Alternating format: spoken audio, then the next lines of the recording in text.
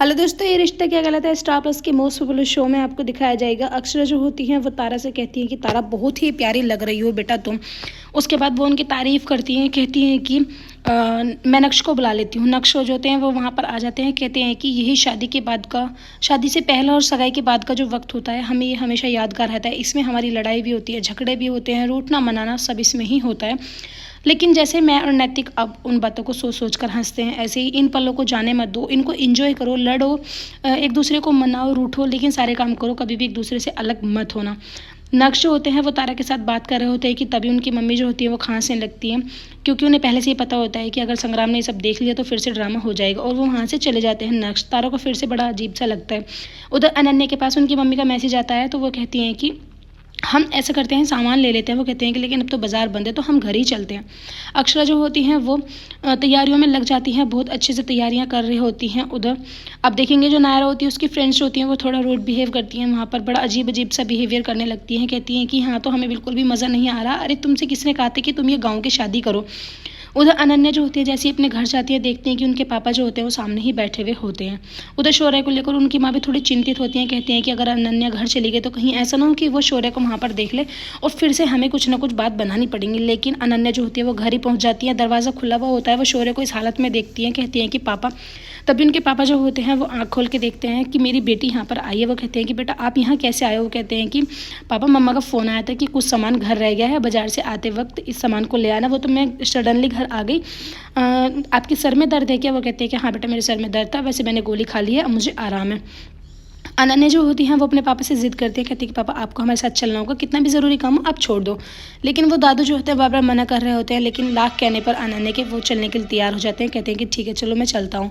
रणवीर जो होते हैं वो अपने पापा के साथ यानी दादू के साथ पैकिंग कराने में जुट जाते हैं, कहते हैं कि हम जल्दी से जल्दी हमें यहाँ से निकलना चाहिए। कि अक्षरा जो होती है वो वीडियो कॉल पर बात कर रही होती है नैतिक से, कहती है कि पहली गंगूर की ऐसी पूजा है जो हम दोनों साथ नहीं है। कि तभी पीछे से कुहू आ जाती है, कुहू देखकर कहती है कि पापा आप क्यों नहीं आए यहाँ पर। वो कहते हैं कि बेटा मैं बहुत जल्दी वहाँ पर आऊँगा।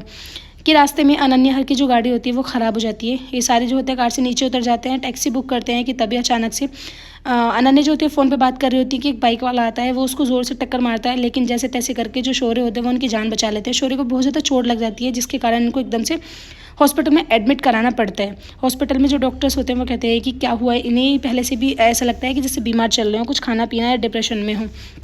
सभी जो होते हैं अपने गंगूर की पूजा में लग जाते हैं, तस्वीर बनानी होती है इन सभी को।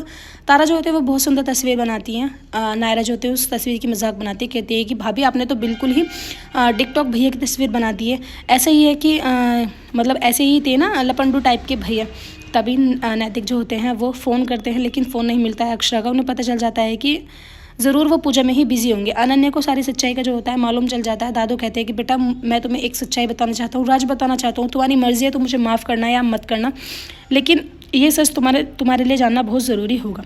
नायरा जो होती हैं वो चोरी से कपड़े दे देती हैं तारा को, कहती है कि ये मम्मा ने दिए, बोला है कि आप इन वाले कपड़ों को पहनाना। लेकिन बुआ दादी जो होती है शक करने लगती है, कहती है कि इतने सुंदर कपड़े तारा ने कैसे बना लिए, मुझे तो लगता नहीं कि तारा ने बनाए होंगे। उधर अनन्या जो होती है उसके होश उड़ जाते हैं ये सुनकर कि पापा की बेटी ही है कुहू, क्योंकि उनके पापा जो होते हैं उन्हें सच्चाई बता देते हैं। वो आकर रणवीर को हक करने लगती है, कहती है कि पापा बस इतना ही बोलती है, बाकी कुछ बात नहीं बताती है। डॉक्टर्स जो होते हैं वो कहते हैं कि अब हमें लोगों को डिस्चार्ज कर रहे हैं, आप इन्हें लेके घर चले जाइए। अनन्या रणवीर जो होते हैं वो दादू को लेकर घर पर चले जाते हैं। सभी लोग जो होते हैं पूजा में चुन्नी का वेट कर रहे होते हैं, कि तभी गांव की जो औरतें होती हैं वो कहती है कि हमें पता था कि आपकी चुन्नी के बिना पूजा नहीं होगी, इसलिए हम अच्छे कपड़े नए कपड़ों से ये चुन्नी बना के लेके आए हैं, शायद आपको पसंद आए।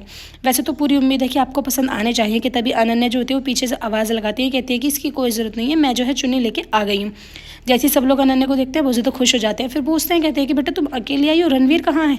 रणवीर जो होते हैं वो दादू को पकड़ के लेके आ रहे होते हैं। दादू के इतनी बुरी हालत देखकर सभी परिवार वाले एकदम से कदम बढ़ाते हैं दादू की तरफ को, लेकिन जो उनका चेहरा होता है उसको देखकर सभी जो होते हैं वो रुक जाते हैं। वर्षा रुक नहीं पाती हैं अपने आप को, लेकिन फिर भी वो कोशिश करती हैं रोकने की, रोक कर ही रखती हैं। सिर्फ एक अक्षरा होती हैं जो दादू का हालचाल पूछती हैं। एपिसोड की एंडिंग ऐसी होगी फ्रेंड्स, आने वाले एपिसोड्स में आपको बताया जाएगा। हल्दी की रस्म में अनन्या जो होती है वो सारी सच्चाई अपनी माँ से बता देती है, कहती है कि मुझे कुहू के बारे में सब कुछ सच सच